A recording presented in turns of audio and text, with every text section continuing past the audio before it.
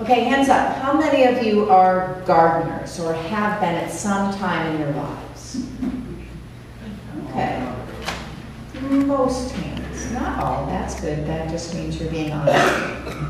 I am not asking you how much you've already planted this spring or how successful you have been in past years at growing your asparagus or peonies. I'm talking about loving working in a garden, your garden, any garden. I do. I don't do it enough, but I love it. I love sinking my hands into the soil, which still, even at this advanced age, feels a little bit like it's something I'm not supposed to do, you know? I love the smell of it.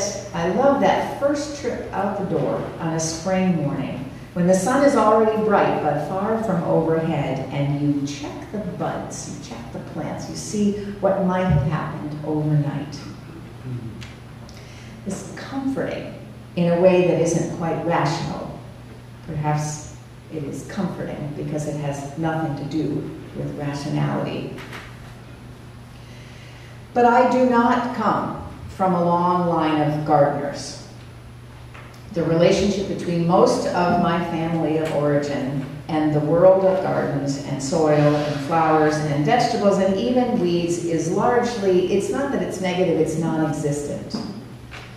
This could be because so many of us have allergies to things with pollen or to the insects that arrive so soon after the daffodils.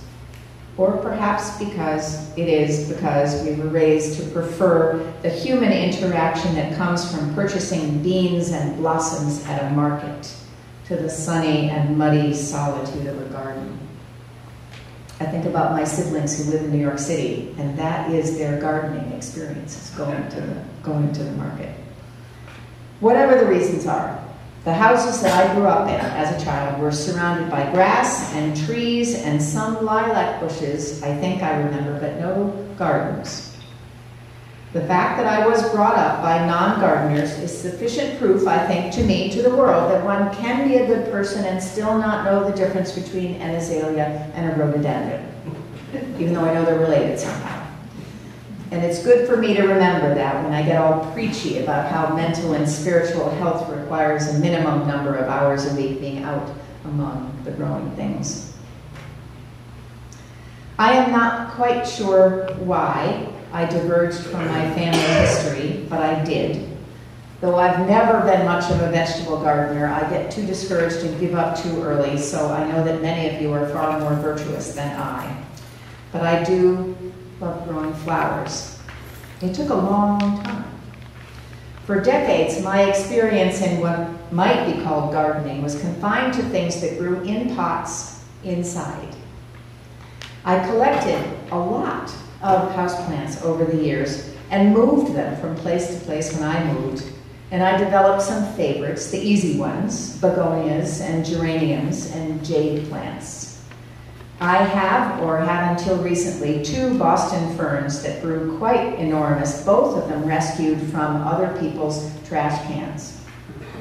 I'm not kidding. I made Peter stop on the road so that I could get out and get this almost dead fern out of a trash can. It's now very happy in my dining room. Looking back on those years, it's clear that my specialty was all about keeping things alive. I would do almost anything to avoid throwing a plant away, no matter how sickly it became or how bad it looked.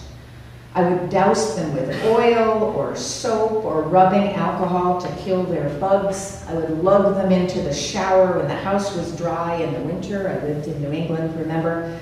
I would measure out plant food in miniature spoonfuls, carefully applying the magic blue tinted water to make new leaves and blossoms appear. And I got pretty good at it, this business of rescuing plants from the ignominious end of the compost heap. I remember one Schefflera. Nobody has Scheffleras anymore. Does anybody have any Schefflera? Okay, thank you, thank you. I'm glad to know they still exist. I don't have any. But I remember one that I had had for years and I treasured it. And one year it just would not no matter what I did, it would not give up its mites or aphids or scale or whatever it was that infected it. And I tried everything and finally just moved it outside on the back step, where it stayed for an entire Massachusetts winter through many freezes and snowstorms. And when spring arrived, so did one bright green shoot, new and shiny, in the heart of that plant that did not die. Happily, I moved it back into its corner of the living room and tended that shoot until it got stronger, and it survived for quite a while, though I did occasionally wonder if it had been happier outside. I was clearly very attached to my inside plants, and I learned a lot from them, including trusting my instincts about what might work. But I didn't really know much about gardening until we moved to Maine. The house that we bought in the village we lived in came with a garden, already established and full of perennials. I was deeply intimidated. I didn't even know the names of many of these plants that had somehow fallen into my care, much less what I was supposed to do with them. Plus, they were all outside, living in the earth with grubs and worms and beetles and roots and weeds, lots of weeds.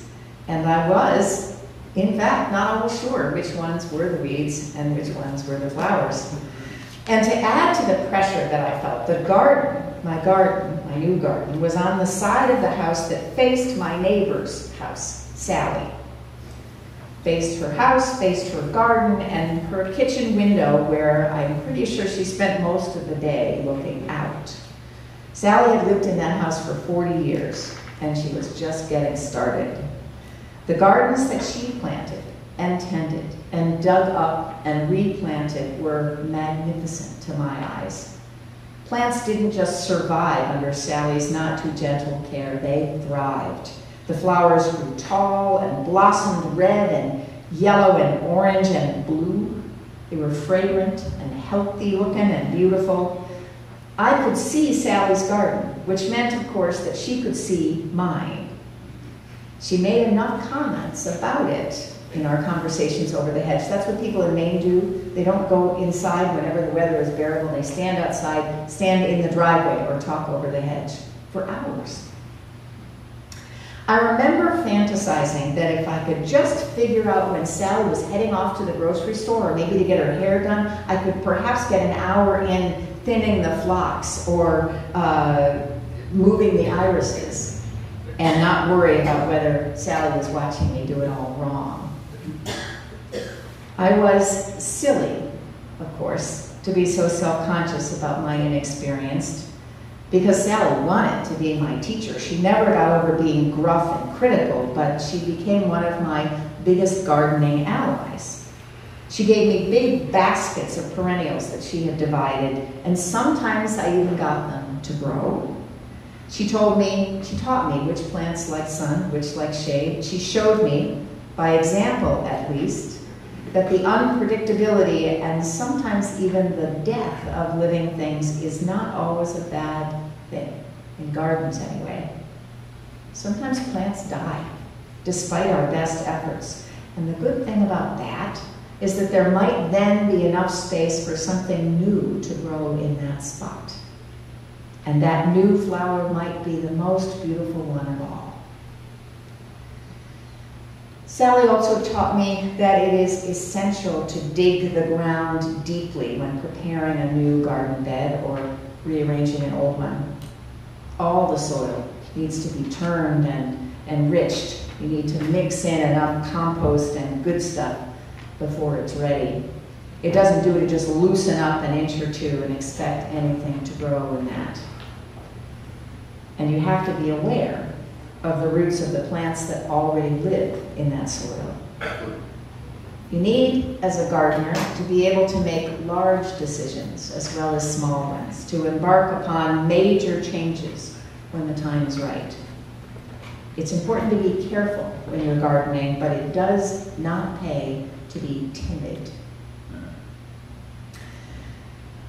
The cultivation that is needed to make a garden is a rich and wonderful metaphor for the kind of work that is needed for the cultivation of a soul as well. Because I know that word is problematic for some. I went and looked it up, and I'm offering you today this, I didn't make it up, definition of soul as the animating principle, the essential element or part of something. Nothing to do with heaven and hell. Everything to do with where we are now. It's a good metaphor because gardening requires a deep and intimate connection with the earth, as our souls require our attention to all that is earthy in ourselves and in nature. It's a good metaphor because gardening is hard work and not always worth it, apparently. Digging up, digging around what has been planted in the past, sometimes a long time in the past, even what has been buried and forgotten. Cultivating a garden is an apt metaphor for soul work because it calls us to imagine a beauty that has not happened yet, but might still. And because it calls us to live fundamentally and fully in the present. You can only work with what's here, in the ground, right here, right now. My favorite thing about gardens is that they're always there, right where it was the last time I looked, and never the same from one day to the next. Buds arrive, blossoms appear, grow large and colorful, or turn brown on their edges and shrivel. Leaves wilt or curl up when the earth is dry and unfurl, firm and shiny again when the rain has come. Gardens remind us about strength, persistence, beauty, and unpredictability. That's how it is with growing things. I have thought many times over the years how much I learned about cultivation from my neighbor Sally. We often think about gardening as a solitary pursuit, and we regard work on our souls as a task we have to do alone, our free and responsible search for truth and meaning. Go in the closet, figure it out. It doesn't work very well.